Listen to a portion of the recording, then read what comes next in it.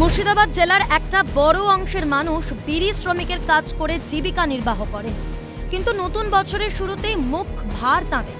কারণ বিড়ির দাম সঙ্গে জিনিসপত্রের দাম বৃদ্ধি হলেও বাড়েনি মজুরি। এই পরিস্থিতিতে বিড়ি শ্রমিকদের ন্যূনতম ন্যায্য মজুরি 268 টাকার দাবিতে পদযাত্রায় সামিল হন প্রদেশ কংগ্রেস সভাপতি অধীর রঞ্জন চৌধুরী।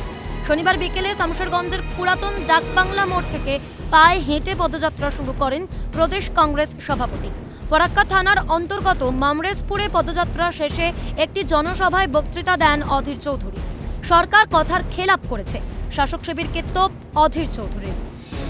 বলতে জানি না, সরকার 287 টাকা 44 পয়সা সরকার দাম নির্ধারণ করেছে।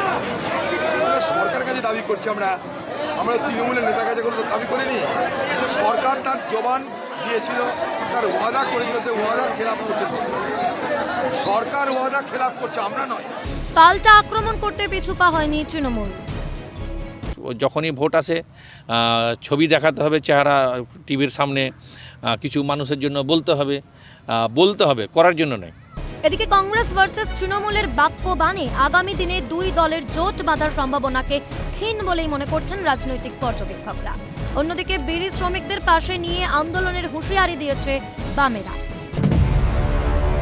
তৃণমূল কংগ্রেস বিড়ি শ্রমিকদের নিয়ে ছিনিমিনি খেলছে। ভোটের ময়দানে বিড়ি শ্রমিকদের মজুরিকে নিয়ে তারা ছিনিমিনি খেলেছে। আমরা মনে করি যে সিআইটিউর নেতৃত্বে লড়াই চলছে, এই লড়াই আরো জোরদার হবে এবং বিড়ি শ্রমিকদের যে সরকার নির্ধারিত মজুরি, সেই মজুরি না দেওয়া পর্যন্ত সে লড়াই আন্দোলন জারি থাকবে। বিড়ি শ্রমিকদের মজুরি বৃদ্ধির আন্দোলনে সাধারণ মানুষের মধ্যে ব্যাপক সাড়া লক্ষ্য করা গেছে। এদিনের জনসভায় উপস্থিত ছিলেন দক্ষিণ মালদা লোকসভা কেন্দ্রের সাংসদ আবু হাসেম খান চৌধুরী, শামশেরগঞ্জ ব্লক কংগ্রেস সভাপতি ইমাম শেখ সহ অন্যান্য নেতৃত্ব। প্রসঙ্গত মূল্যবৃদ্ধির বাজারে বিড়ি বেঁধে সংসার আর চলছে না বিড়ি শ্রমিকদের।